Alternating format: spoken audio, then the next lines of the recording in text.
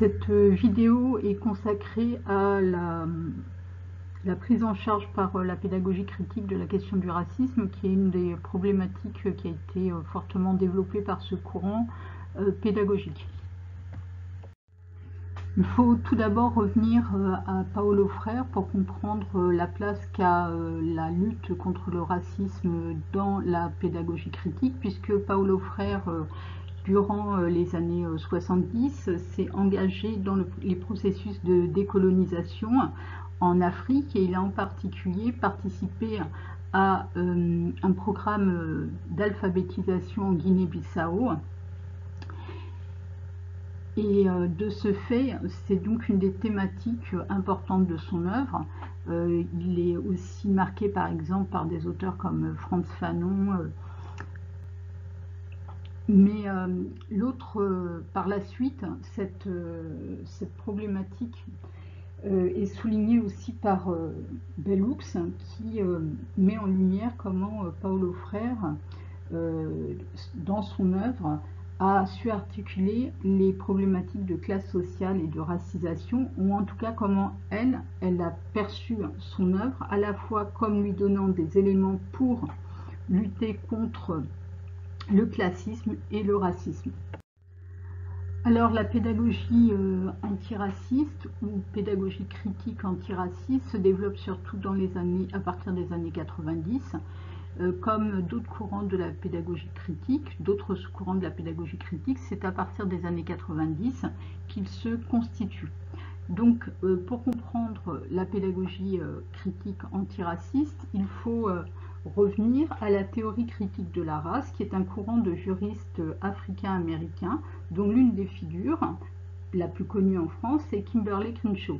Donc Kimberlé Crenshaw, c'est la personne qui a introduit le concept d'intersectionnalité à la fin des années 80, et ce concept qui sert à désigner l'articulation en droit des discriminations de race, de sexe et de classe sociale. Pour les théoriciens de la théorie critique de la race, le racisme est un phénomène structurel. Il ne s'agit pas d'un racisme interpersonnel, mais d'un phénomène social global. Alors, la pédagogie antiraciste, critique antiraciste, a été développée par Gloria Ladson-Belling, que l'on voit sur l'image en train de parler à un micro. Donc Gloria Ladson-Belling, elle développe la pédagogie culturellement pertinente. Alors, en quoi cela consiste? En fait, elle s'est appuyée sur une enquête empirique qu'elle a menée pour savoir qu'est-ce qui caractérisait les enseignants qui faisaient réussir les élèves africains-américains. Et elle remarque, elle souligne un certain nombre de choses, mais une des dimensions qu'elle va souligner et qui fait que la pédagogie culturellement pertinente s'inscrit dans la pédagogie critique, c'est que ces enseignants vont développer une conscience critique. Et là, c'est une référence directe à la pédagogie critique de Paulo Freire. Durant ce temps-là, en Amérique latine, se développe la pédagogie décoloniale. Il est nécessaire de revenir dans le contexte français sur le terme de décolonial, qui est souvent très mal compris.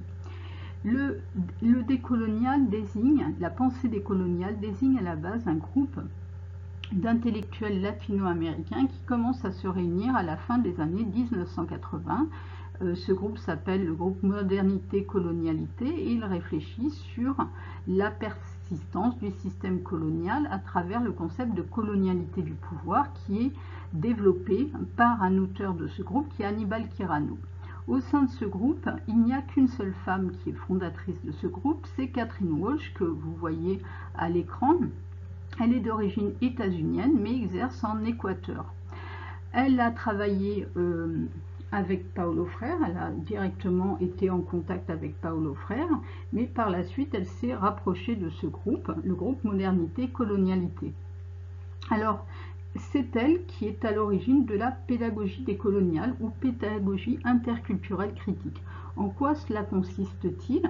La pédagogie interculturelle critique ou décoloniale est une pédagogie qui naît dans le contexte latino-américain et qui vise à défendre les cultures indiennes menacées en Équateur ou en Bolivie, entre autres, mais aussi dans d'autres pays d'Amérique latine.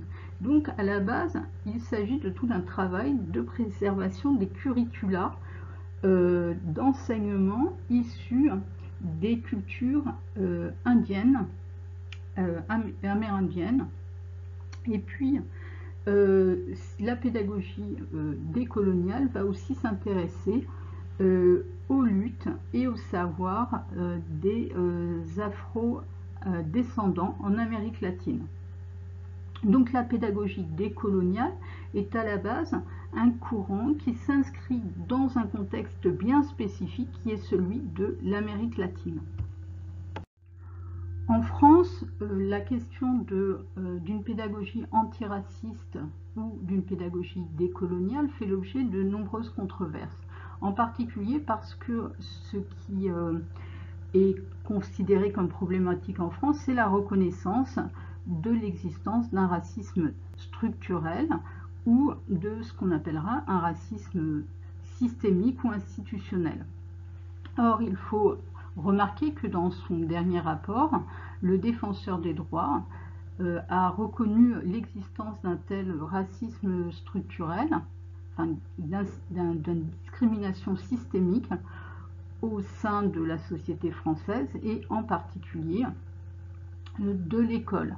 Dans ce contexte se pose effectivement la question de la pertinence d'une pédagogie antiraciste ou décoloniale dans le cadre de la société française.